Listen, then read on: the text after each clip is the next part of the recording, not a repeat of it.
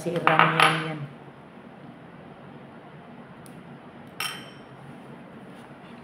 So, ayan guys. Done. Serve.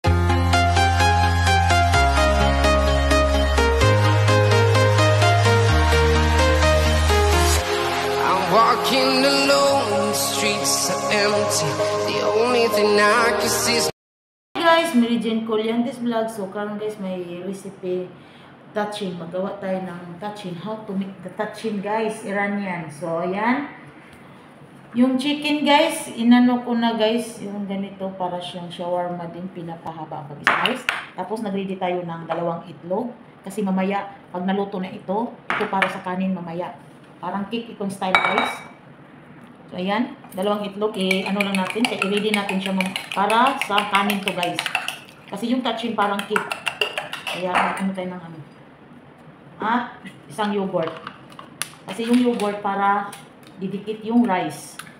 Kaya kailangan may yogurt at itlog.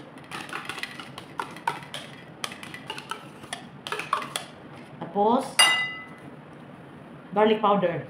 Kayo na magtansad guys sa garlic powder kasi ako konti lang, parang half teaspoon. And, optional ko lang yan guys, yung black pepper para ano. Tapos, asin. Konti lang din yung asin kasi templado na yung manok guys. Tapos, maglagay tayo ng saffron. Yung saffron guys, yan. Konti lang din, pangkulay yan guys. Lagyan natin ng ano, konti din, yung dry. Ayan, at i-mix lang. Kasi para kukulay yung rice ninyo mamaya. Okay? So, i-keep it aside natin ito guys. Mamaya, babalikan natin. At magluluto na tayo sa manok. Okay? So, now guys, ano tayo ng 2 onion at garlic. So, i-slice natin. So, now ready na. Gawali natin. Mainit na guys. Mainit na.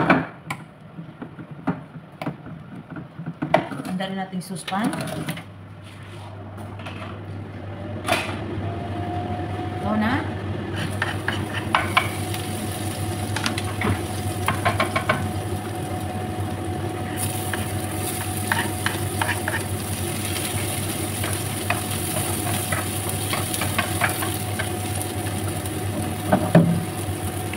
Ayan, nag-brown na guys. So, ilagay na natin yung manok.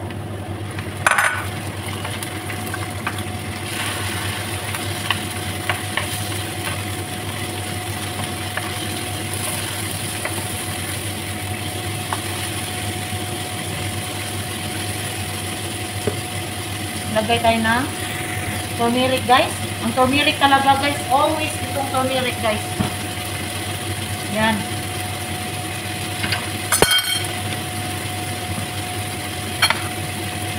Black pepper.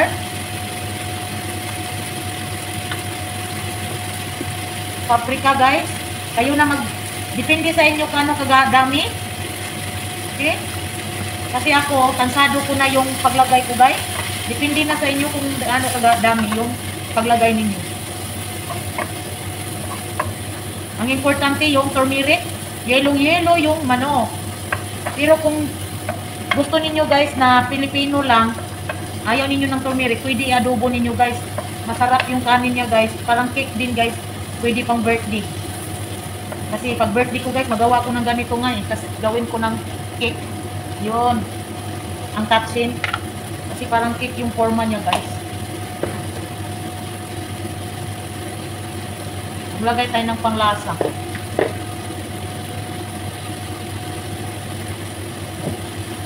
Kunting coriander.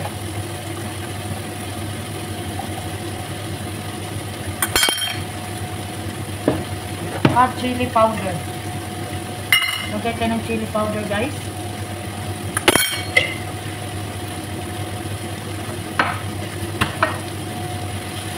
Ayan.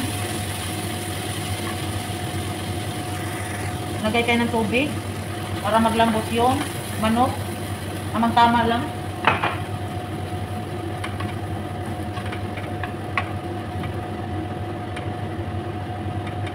Ayan. At maglagay tayo ng asin.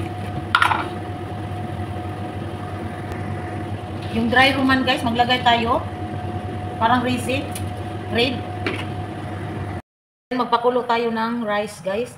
Luto na yung ano natin, yung manok. So, keep it side lang natin dito sa gilid. So, i-boil natin tong rice. May asin na to, guys. Ayan. So, now, ready na lahat. Naka-prepare na yung ano natin, guys. Ilagay natin yung rice dito. Ayan. Yung rice, tamang-tama lang. Hindi siya malambot. Hindi din siya matigas. So, para hindi lapa yung ano ninyo dito sa yung may yogurt kasi ito. Ayan.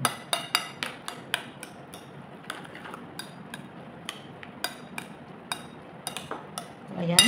So, ilagay lang natin siya dito, guys. Ilagay natin dito.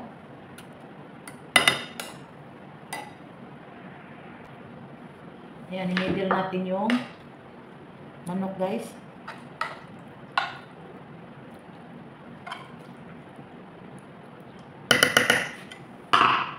Ayan. So, ilagay natin sa taas yung rice.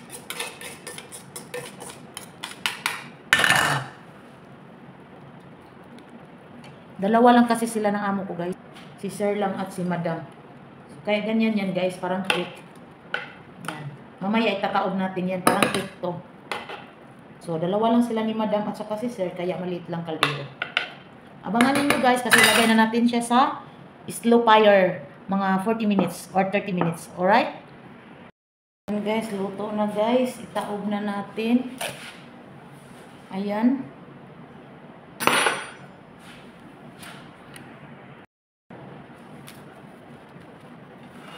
Yan na ang touchin. Ready na.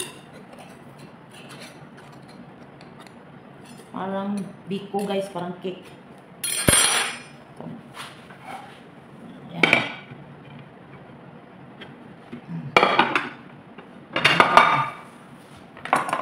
Pwede to, guys. Pang ano, guys. Pang birthday.